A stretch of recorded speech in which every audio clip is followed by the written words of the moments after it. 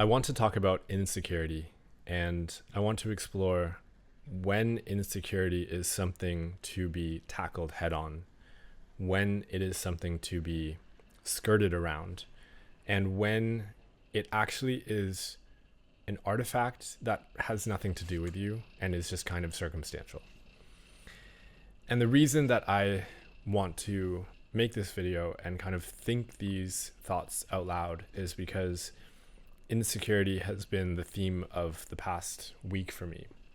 And this is an insecurity around my profession, which is more than a profession. It's kind of my life. It's being an artist and having a real struggle for my entire time as a painter, predominantly with my drawing ability. And I would be the first to say that I did not push extremely hard to train my drawing, but I did practice it a lot.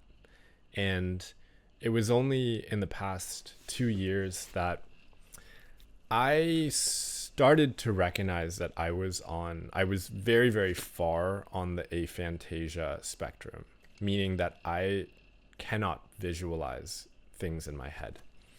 And it brought back all of these memories of being a kid and, all the kids around are all sketching out little imaginary things. It was actually an exercise that we were painting ceramics. I remember this because it was so traumatizing for me.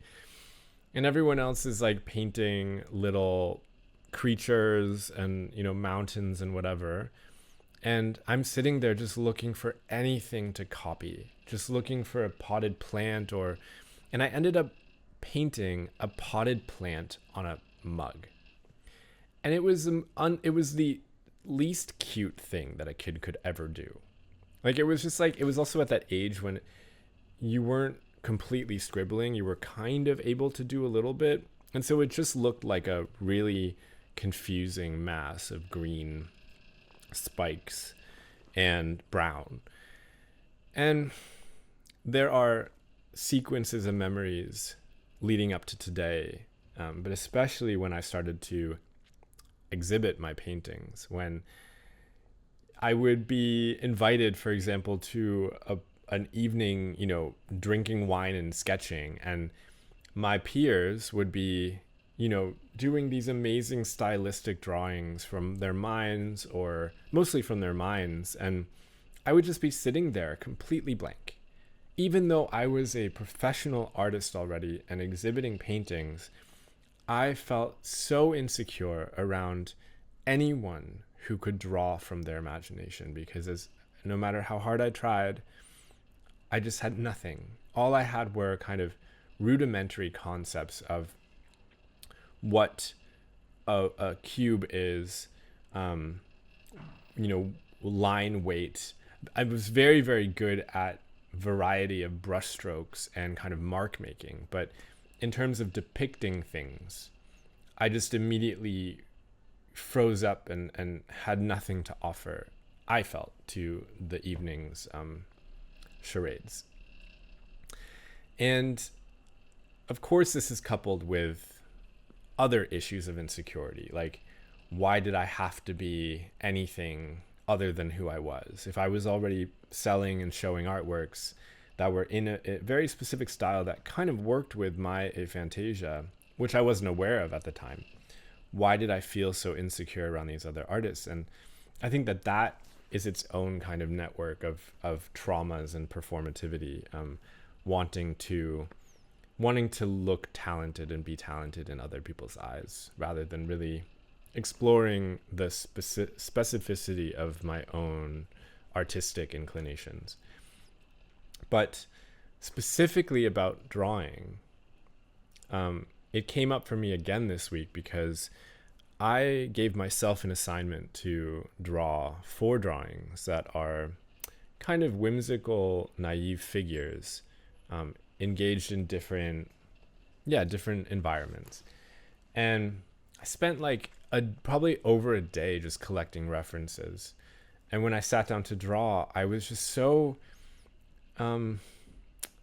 yeah, I was like, 20 years later, almost 20 years, and I'm like at 101 with this stuff. Like I have an incredible, and I'm very confident with my um, like my ability to work with color and to work with brushes and materiality. And a lot of the work that I'm doing now is completely eschewing the visual image in the sense of representation. And I've been doing a lot of actually coding and geometric stuff and studies that work more around concept and rules rather than having kind of like a visual bank of vocabulary that I can pull from.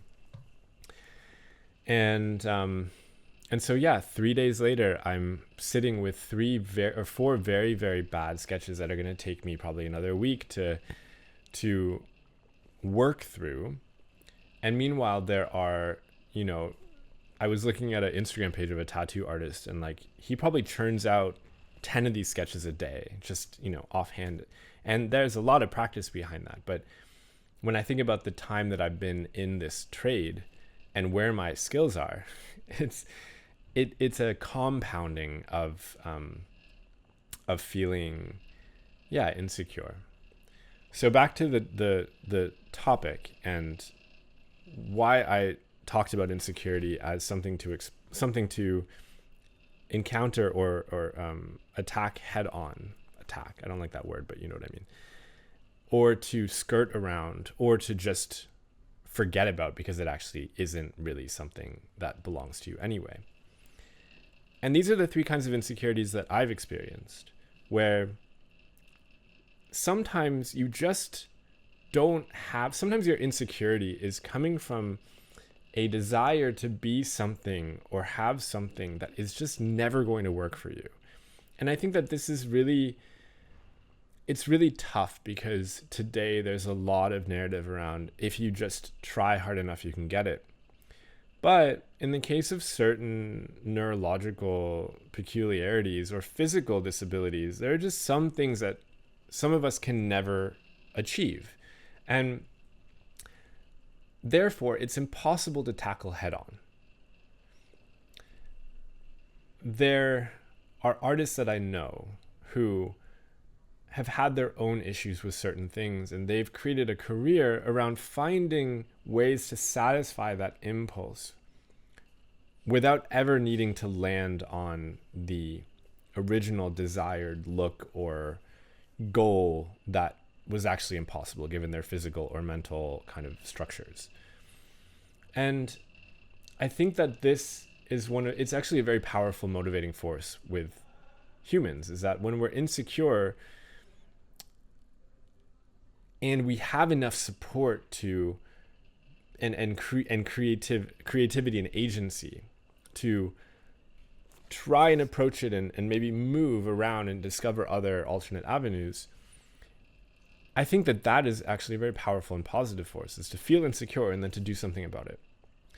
And maybe discover something even more exciting in the process than what your original goal was. And so this is addressing the insecurity that you can't really fix, but you can skirt around it and discover another way for yourself.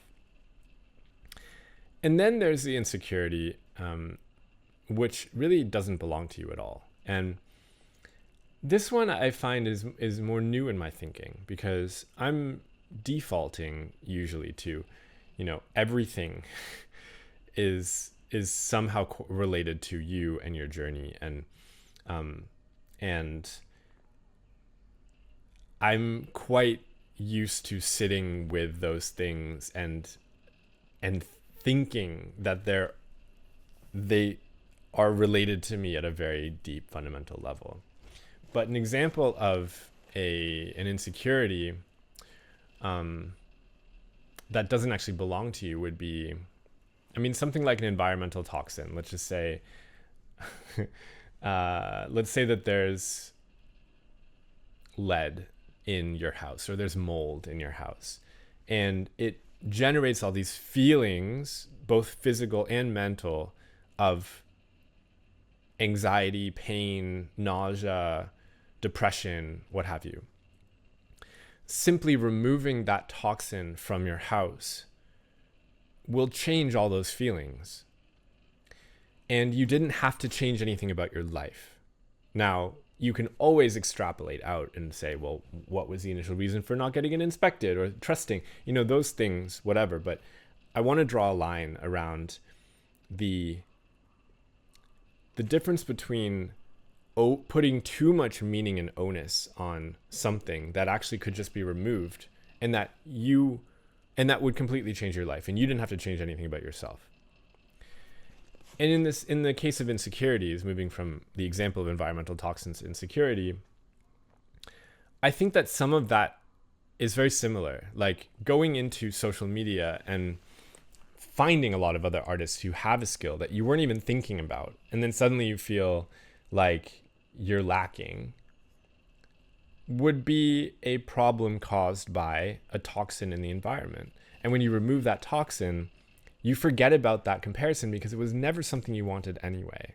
And so that insecurity is very short-lived. And yet the chronic exposure to these environmental toxins can make it feel like there's a link between all those insecurities, when really it's just something that you would be better off without. Going back to me and my drawing ability, I think that it kind of exists between a lot of the three of these, or maybe 2 out of 3 of these, because on the one hand, I know that I could work harder on drawing, but the only reason this insecurity came up again for me now is because I set a task to draw in a style that I'm really not comfortable with. And it brought up a chain of feelings around drawing that, yes, they're relevant to me, and they're more than an environmental toxin, because I have definitely felt those throughout my life. But I've also done a lot to basically realize that my deepest desires within art really have nothing to do with drawing figures.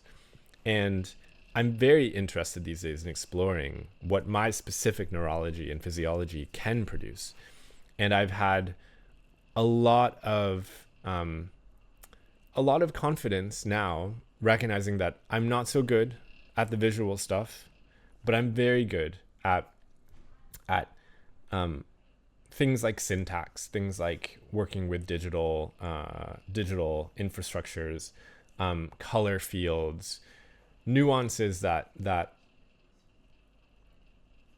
excite me a lot, and that make me completely forget about comparison and about other areas that I haven't developed in. And it's only this exercise of drawing figures from my head that has brought back this kind of environmental toxin that is triggering, but really not of too much import in my life. I don't even really want, yes, for parties, I would love to be the person who can draw, a world very quickly. But I know that that's a performative impulse, and it's not core to me. And I don't really want to spend the time now learning how to draw figures when it's not something that I'm interested in, and there are enough people out there who do it marvelously.